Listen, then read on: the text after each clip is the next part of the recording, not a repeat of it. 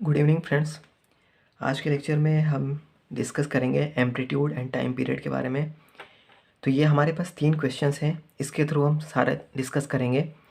तो एम्पलीट्यूड के लिए इसके पहले प्रीवियस लेक्चर में मैंने बताया कि एम्पलीट्यूड क्या होता है। ये जो हमारा साइन कॉस जो भी है हमारा ट्रिग्नोमेट्री फंक्शन है, उसका जो मैग्नीट्यूड होता है वो हमारा जो है उसका जो मॉड वैल्यू होती है वो हमारा क्या कहलाता है, एम्पलीट्यूड कहलाता है। अगर यहाँ पे एम्पलीट्यूड की बात करें तो यहाँ पे एम्पलीट्यूड क्या होगा, यहाँ पे एम्पलीट्यूड होगा,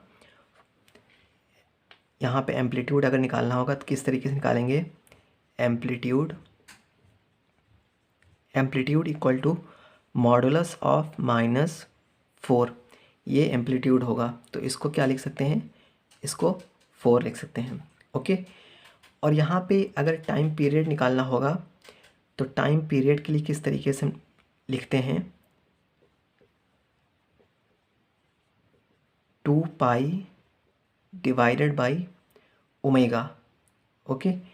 तो यहाँ पे 2 पाई डिवाइडेड बाई, ये जो हमारी वैल्यू होती है एक्स के साथ या थीटा के साथ, जो भी वैल्यूज़ हमारी ये होती है फेज़ की, वही हमारी क्या कहलाती है, ओमेगा कहलाती है।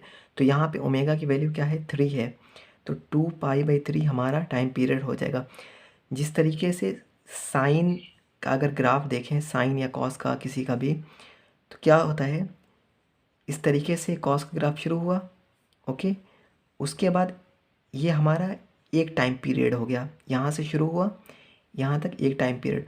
उसके बाद फिर ये वापस से रिपीट करेगा, second time period, third time period, infinite तक ये पॉजिटिव में जाएगा और निगेटिव में भी इनफाइनाइट तक जाएगा। तो ये क्या था, ये साइन का एक्चुअल साइन एक्स के लिए था।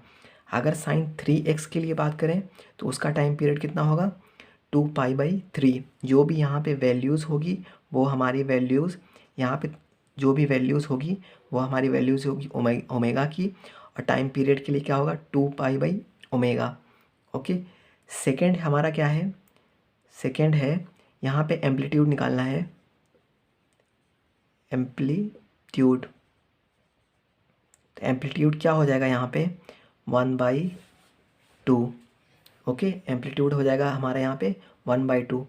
एंड टाइम पीरियड निकालना है यहाँ पे, टाइम पीरियड, तो यहाँ पे क्या होगा, 2 पाई/ओमेगा होगा, 2 पाई/ओमेगा। तो ओमेगा की वैल्यू यहाँ पे कितनी है, यहाँ पे 1 है वैल्यूज़। अगर यहाँ पे कुछ भी मल्टीप्लाई ना हो तो उसका मतलब है 1 मल्टीप्लाई है, तो ओमेगा की वैल्यू यहाँ पे 1 है। तो यह टाइम पीरियड कितना होगा, 2 पाई/1 मीन्स 2 पाई इसका टाइम पीरियड होगा। इसीलिए साइन का अगर नॉर्मल अगर टाइम पीरियड साइन का देखें तो कितना होता है, 2 पाई। ये हो गया हमारा पाई, ये हो गया हमारा 2 पाई। साइन यहाँ से गया यहाँ पे 2 पाई पे एक टाइम पीरियड इसका कंप्लीट हुआ। उसके बाद सेकेंड 4 पाई, एक टाइम पीरियड फिर कंप्लीट हुआ। इस तरीके से 6 पाई। ओके। इसी तरीके से ये अगर साइन एक्स है एक्चुअल, अगर यहाँ पे 2x 3x 4x, जैसे जैसे यहाँ पे मैं इसका फेज चेंज होता जाएगा वैसे वैसे इसके टाइम पीरियड चेंज होते जाएंगे। अगर यहाँ पे 2 होगा तो यहाँ पे डिवाइड करेंगे 2 से, मीन्स यहाँ पे आएगा 2 पाई/2 मीन्स पाई आएगा। तो क्या होगा, साइन पाई के बाद रिपीटेशन करेगा अपने टाइम पीरियड में। ओके। थर्ड में क्या है कि एम्पलीट्यूड यहाँ निकालना है, एम्पलीट्यूड, एम्पलीट्यूड निकालना है। क्या हो जाएगा, मॉड √2, यहाँ पे भी मॉडुलस वैल्यू लिख देंगे। ओके। मॉड √2 ये हमारा हो गया एम्पलीट्यूड। टाइम पीरियड अगर इसमें निकालना है, टाइम पीरियड इक्वल टू 2 पाई कितना होगा, ओमेगा। ओमेगा की वैल्यू कितनी है यहाँ पे, ओमेगा की वैल्यू है 1/2। 2 पाई डिवाइडेड बाई 1/2, तो ये कितना हो जाएगा, 1/2 ऊपर जाएगा, 2 × 2 4 पाई। 4 पाई ये हमारा टाइम पीरियड हो जाएगा इसके लिए। एम्पलीट्यूड हमें निकालना आ गया, टाइम पीरियड किस तरीके से निकालते हैं, 2 पाई/ओमेगा करके।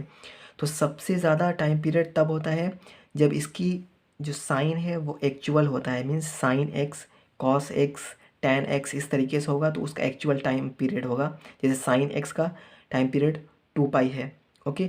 फिर जैसे जैसे अगर यहाँ पे साइन एक्स की जगह साइन 2x हो जाएगा तो टाइम पीरियड कितना पाई हो जाएगा, 3x हो जाएगा तो 2 पाई/3 टाइम पीरियड। जैसे जैसे यहाँ पे फेज़ बढ़ता जाएगा, यहाँ पे मैग्नीट्यूड इसका, वैसे वैसे क्या होगा, टाइम पीरियड घटता जाएगा।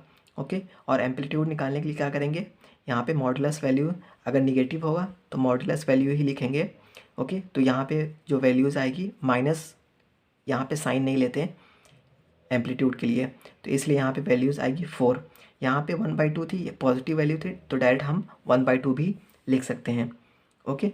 तो ये हो गया हमारा किस तरीके से हम amplitude and time period find करते हैं। तो आज के लेक्चर के लिए इतना ही है, फिर मिलते हैं नेक्स्ट लेक्चर में। Thank you.